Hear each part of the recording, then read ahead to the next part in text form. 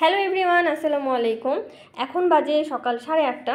তো আজকে আমি এসেছি আমাদের হসপিটাল নম্বর 4-এ, যেটা আমাদের ট্রমাটোলজি হসপিটাল। এটা আমাদের কেএসএম ইউনিভার্সিটিরই একটা হসপিটাল। তো আমাদের এভরি সেমিস্টার ব্রেকের পর 1 মাসের জন্য একটা ইন্টার্নশিপ কোর্স থাকে। তো যেহেতু আমরা এখন ওয়ার্ডের ভিতরে যাব, আর এই হচ্ছে এই যে হসপিটাল দেখতে পাচ্ছ তোমরা।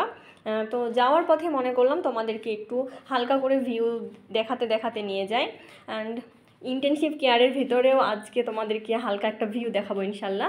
আর সেই সাথে আমি বলবো, যেহেতু এর আগের ভিডিওতে আমি তোমাদেরকে বলছিলাম যে এখানে পড়তে আসার জন্য কি কি ডকুমেন্টস লাগে, কিভাবে করে তুমি অ্যাপ্লাই করবা, তো এগুলো সম্পর্কেও আমি এখন বলবো তোমাদের। তো চলো ভিতরে যাই, আর আস্তে আস্তে আমি তোমাদেরকে একটু ডকুমেন্টসগুলো সম্পর্কে বলি।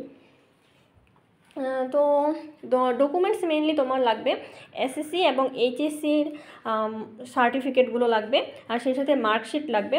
অ্যান্ড অবশ্যই তোমার হচ্ছে রেজাল্ট থাকতে হবে, দুইটা মিলে 9 পয়েন্ট। আর সেই সাথে তোমার এখানে 2 কপি পাসপোর্ট সাইজের ছবি লাগবে। সো এই কয়েকটা ডকুমেন্টসের মাধ্যমেই তুমি তোমার পছন্দ মতো ইউনিভার্সিটিতে অ্যাপ্লাই করতে পারবে।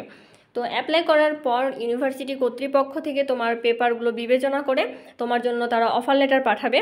অ্যান্ড তুমি অফার লেটার হাতে পাওয়ার পর 7 কর্মদিবসের মধ্যেই ইউনিভার্সিটি থেকেই তোমার জন্য ভিসা রেডি করা হবে। আর এসব করতে তোমার কোনো ধরনের কোনো রকমের কস্ট হবে না। জাস্ট যখন ভিসাটা তোমার রেডি হয়ে যাবে এবং তুমি হাতে পাওয়ার আগে, তখন তোমাকে $200 পে করতে হবে।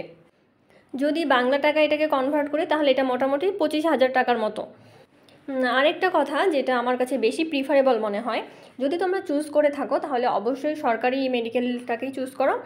কজ প্রাইভেট মেডিকেল ইউনিভার্সিটি থেকে অবশ্যই সরকারি মেডিকেল ইউনিভার্সিটিতে অ্যাডভান্টেজ বেশি। কারণ এখানে আমরা যখন বিশেষ করে প্র্যাকটিস টাইমটার কথা বলি, তখন কিন্তু আমরা রিয়েল যে রুগীগুলো সেগুলোকে খুব কাছ থেকে ভিজুয়ালাইজটা করতে পারি। তো চলো এখন আমরা হচ্ছে আমাদের ওয়ার্ডের ভিতরে যাই, অলরেডি চলে এসেছি। তো এখন আমরা ইন্টেনসিভ কেয়ারের ভিতরে ঢুকবো। তো এইটা হচ্ছে ইন্টেনসিভ কেয়ারের ইউনিট। তো এই কান্ট্রির মানুষ খুব বেশি একটা অসুস্থ হয় না, কজ এরা প্রচুর পরিমাণে হেলদি লাইফ মেনটেন করে চলে। আর যারা ছিল তারা তো দেখলাই সবাই ওল্ড এইজেরই। আরেকটা বিষয়, মেসেঞ্জারে আমাকে অনেকেই আস্ক করেছে যে আপু, যারা আমরা বাংলাদেশে মেডিকেল এক্সাম দিয়েছিলাম কিন্তু পাস মার্ক তুলতে পারিনি, তারা কি আর কখনোই মেডিকেলে পড়তে পারবো না?